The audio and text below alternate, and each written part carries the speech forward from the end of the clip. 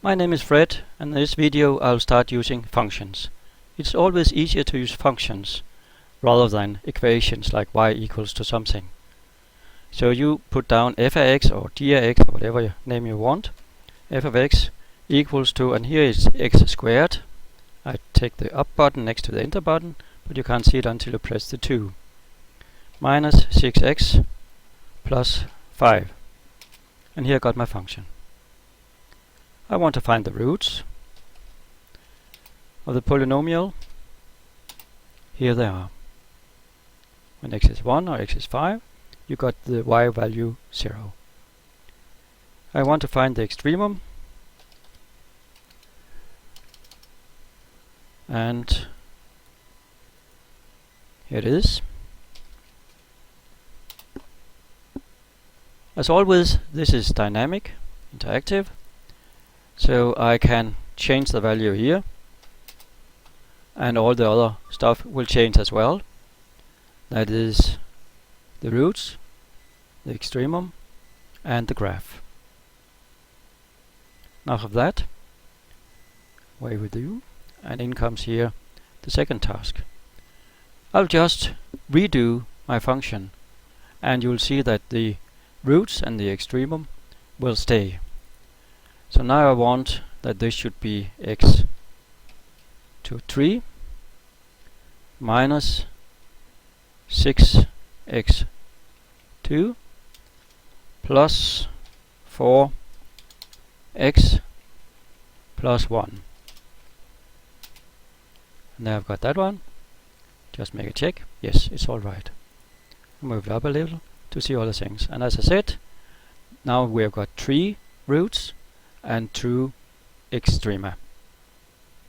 And they're just there because I didn't take away the function.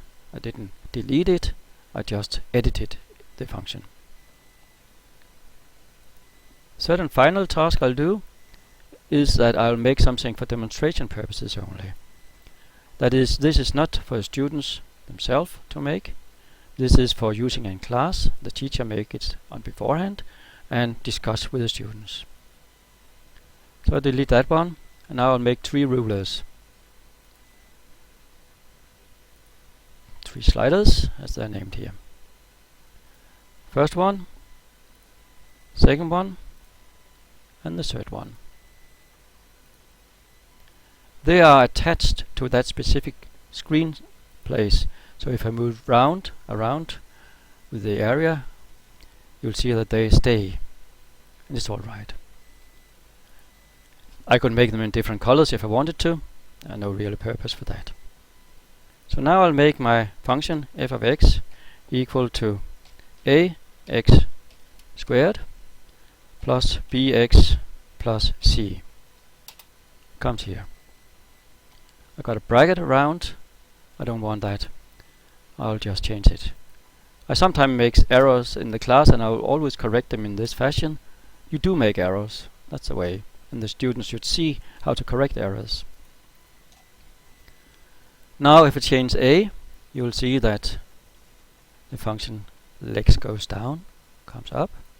If I change b, if I change c, I could go into object properties and make that one red and maybe a little bit broader.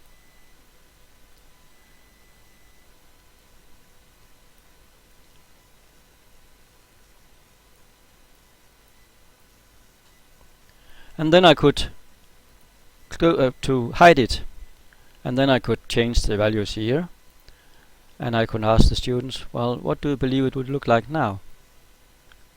And after some discussion in class, I could show it. There it is. Now I want to make a text box showing this. So I'll make a text box here. It could be placed there. And I want to say something that my function is f of x equals to, and then I'll put in an object, namely my function f. I've got it down there. Okay. And I could also say that, well, I don't have the extremum or anything, So this is all I've got for the moment.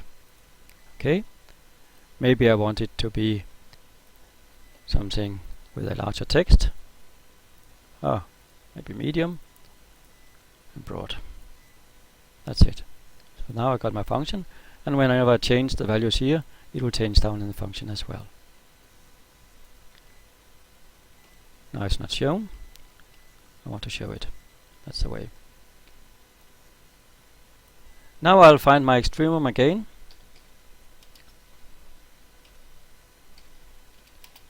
With a polynomial. Maybe I could call it something like